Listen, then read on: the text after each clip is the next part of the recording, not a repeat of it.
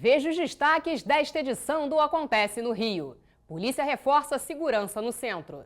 Vereadores discutem esquema especial para as Olimpíadas. Permissão para bicicletas em ônibus, trens, metrôs e barcas incentiva o uso do meio de transporte na cidade. Em instantes. Olá!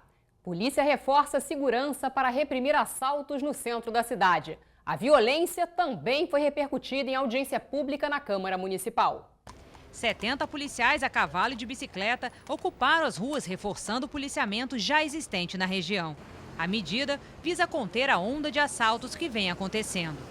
Outra estratégia que está sendo utilizada são policiais à paisana, ou seja, sem farda, para tentar encontrar vendedores de produtos roubados e suspeitos portando facas, como essa que foi encontrada. O prazo do policiamento ele é indeterminado, tá?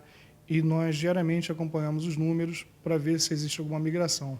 Além disso, o patrulhamento ele foi intensificado em toda a cidade do Rio de Janeiro, tá? Toda a área do nosso batalhão.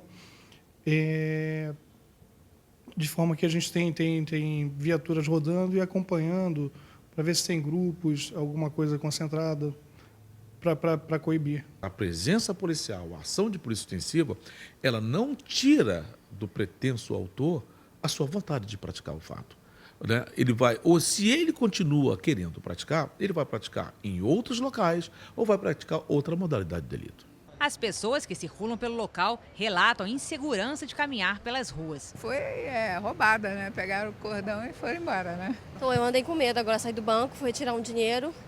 Fiquei com medo assim, eu tô assustado, porque é muito assalto. O reforço policial já deixa mais tranquilos turistas e trabalhadores da região. Olha, nossa primeira vez no Rio, somos em Salvador. Sabemos muito, tem a fama de ser perigoso, mas até agora tá tranquilo. Quanto mais, melhor, entendeu? Mas tem que tirar esses meninos de rua, esse pessoal aí que já tá ficando perigoso. Até agora, 9 pessoas foram presas e 43 menores encaminhados para abrigos. Números como esses que foram discutidos aqui na Câmara Municipal em uma audiência pública sobre a Lei Federal de Redução da Maioridade Penal. A audiência foi promovida pela Comissão de Defesa dos Direitos Humanos da Câmara Municipal. Dar visibilidade a essa discussão, que é parte hoje da preocupação dos cariocas, é fundamental. Inclusive para discutir que hoje os crimes praticados por menores no Brasil são menos de 0,5%. Isso não tem sido falado. O que a sociedade às vezes pensa que a criança pode tudo, que o adolescente pode tudo, o ECA não é um vale-tudo. O ECA tem sanções para crianças que cometem atos infracionais e sanções muito duras. A organização da cidade durante as Olimpíadas vai mudar a rotina dos cariocas.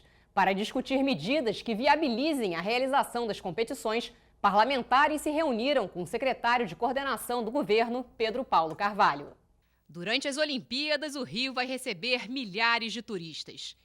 15 mil atletas de 204 nações vão participar das competições e 75 mil voluntários vão trabalhar no evento. Segundo a Prefeitura, além das obras de infraestrutura, a realização dos Jogos Olímpicos depende de uma série de regras adotadas no período das competições. Para melhorar a mobilidade urbana, 11 medidas foram apresentadas pelo Executivo, como rodízio de veículos e alteração no horário de funcionamento das atividades econômicas e repartições públicas. O projeto de lei que implementa as alterações foi discutido em reunião com os parlamentares. Entre as propostas também está a mudança do recesso escolar, que vai acontecer entre o dia 1º e o dia 28 de agosto. O secretário de coordenação do governo, Pedro Paulo Carvalho, explicou as propostas junto com o diretor de operações da Sete Rio. O vereador Carlos Caiado pediu mais detalhes sobre alguns pontos do projeto. A primeira questão é a questão das restrições das ruas, os acessos, se vai ser no cone olímpico, onde só acontecerão os jogos, ou se tem um trajeto amplo. Isso foi uma dúvida que a gente quer mais detalhes quanto a isso. A outra questão também do rodízio de placas. A cidade do Rio de Janeiro ela não tem uma característica, não tem as pessoas não têm acordo quanto a isso. São Paulo tem inúmeros problemas, então a gente quer mais detalhamento quanto a isso. Então é um problema que a gente vê. Outro problema também que a gente pediu esclarecimentos, que a gente não concorda, porque a gente quer clareza quanto a isso, a questão de aumentar o pedágio. A Prefeitura vem com um argumento dizendo que, inclusive, será a última medida, ou poderá nem usá-la, mas a gente quer detalhamento para explicar à população, ter transparência, aumentar o pedágio, o preço, e para poder restringir os usuários, enfim, logicamente, na linha amarela e na Transolímpica, onde nós teremos o pedágio. Temos a preocupação também das férias, do recesso escolar, que será dado a nível público, já foi dado os esclarecimentos que a gente tinha, mas o privado, será que os privados vão aderir a isso? Se não aderir o transporte escolar, como as crianças que hoje utilizam o transporte escolar vão poder ir às suas aulas, não só as faculdades também, como será essa mobilidade? Então isso tem uma preocupação nossa, acho que a reunião foi produtiva, a Prefeitura nos esclareceu muito, mas requer de mais discussões para a gente poder colocar o projeto em pauta para votação. O vereador vai promover audiências públicas para discutir o assunto. Já a vereadora Tereza Berger afirma que, com algumas modificações, o projeto de lei deve ser aprovado na Câmara. O projeto, claro, que é do maior interesse da cidade, mas eu acho que dá superpoderes ao prefeito. E claro que, após a exposição do secretário Pedro Paulo, foi uma brilhante exposição, sem a menor sombra de dúvida, mas nos leva também a reflexões. Claro que nós vamos analisar com profundidade, maior ainda o projeto, e, claro, se houver a necessidade de emendas, nós vamos emendar o projeto. Entendemos que os Jogos Olímpicos são importantíssimos para a nossa cidade, terão sucesso, com certeza, e não é sempre que uma cidade recebe este presente. O secretário Pedro Paulo falou da necessidade de se aprovar as medidas para a realização do evento.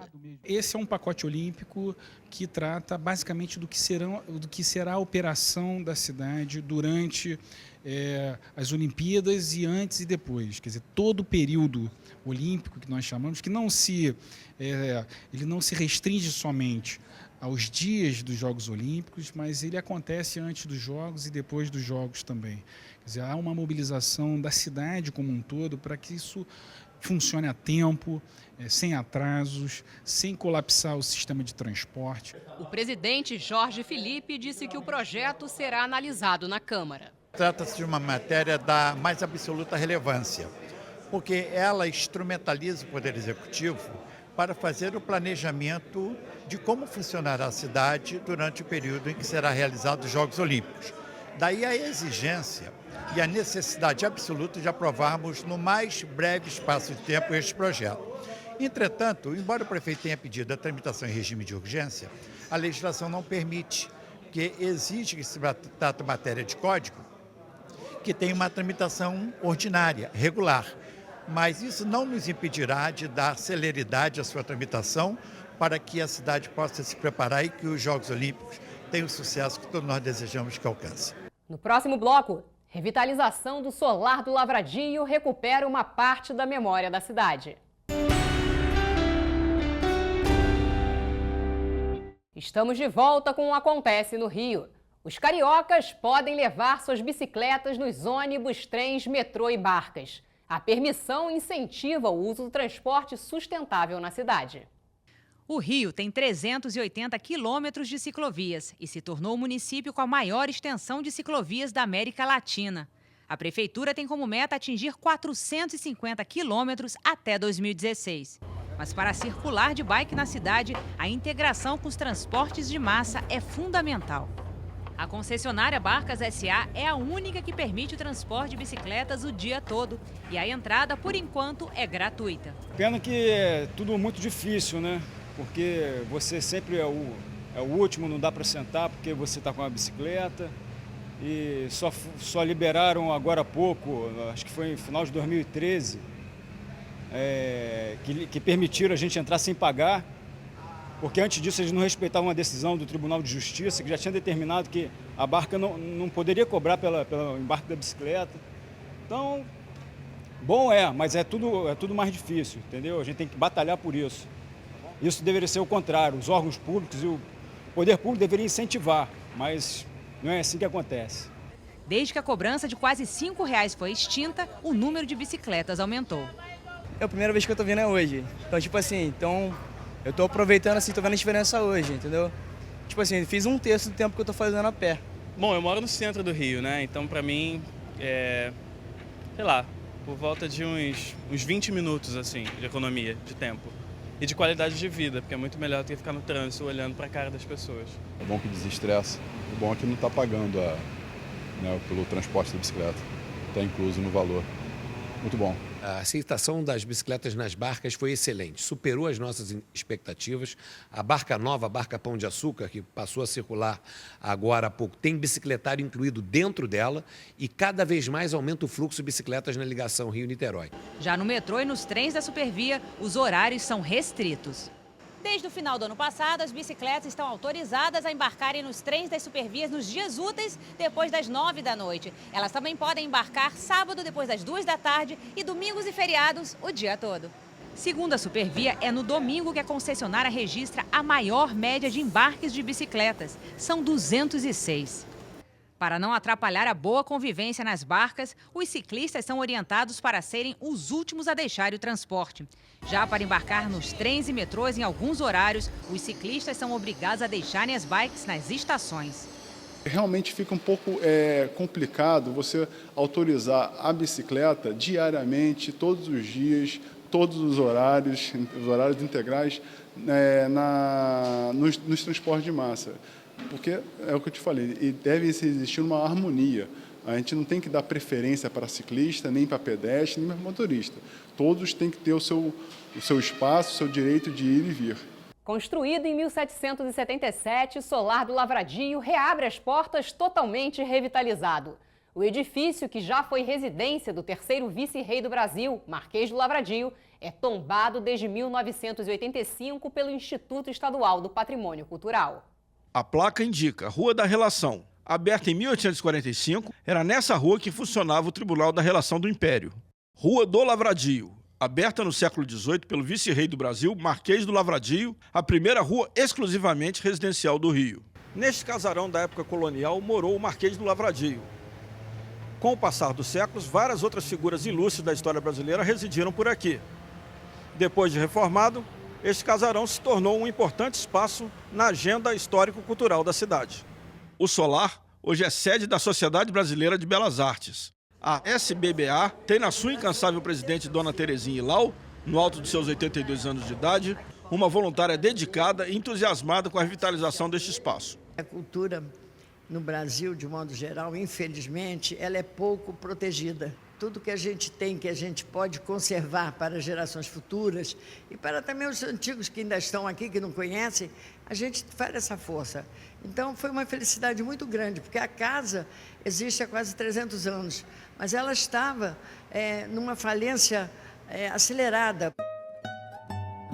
Visitar a casa reformada pelo INEPAC é conhecer de perto um bem preservado dos tempos coloniais.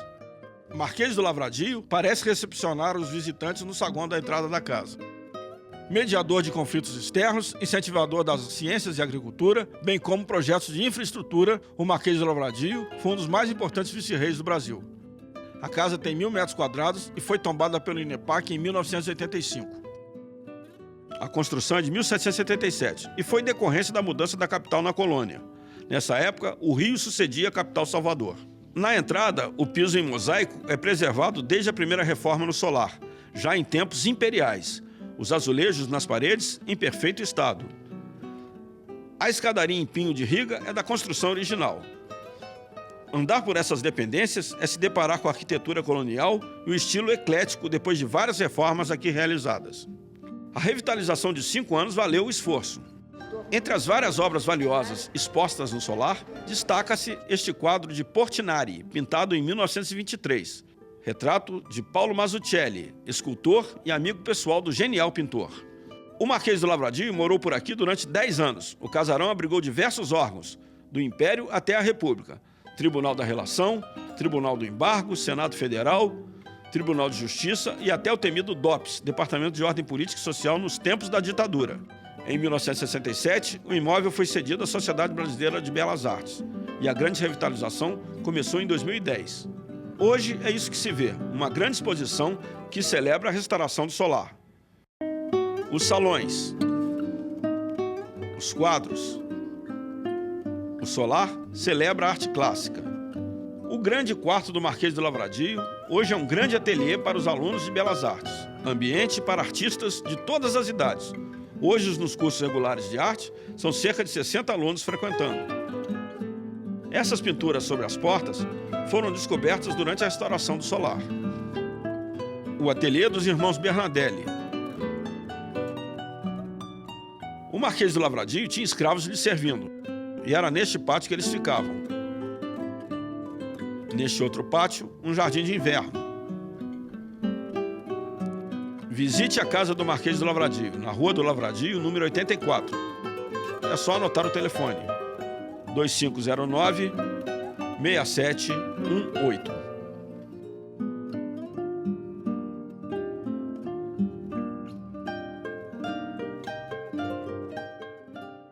E o Acontece no Rio fica por aqui. Você pode rever este e outros programas no site da Câmara. Acesse câmara.rj.gov.br. Até a próxima!